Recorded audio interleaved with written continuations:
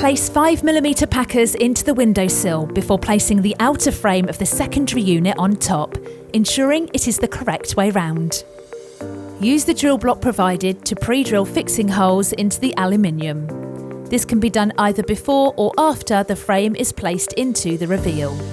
Fix the outer frame into the reveal with one screw through the side of the frame.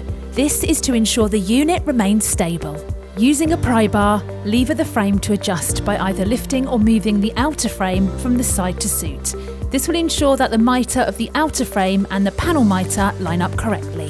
When the mitres are parallel with each other, place packers next to the fixing holes as required to secure the frame and to prevent bowing. Check that the panel opens and closes correctly. The frame can now be permanently secured into place. If reveal fixing, secure the outer frame through the holes you have previously drilled in the side of the aluminium frame. If face fixing, secure the outer frame through the pre-drilled holes in the face of the timber subframe.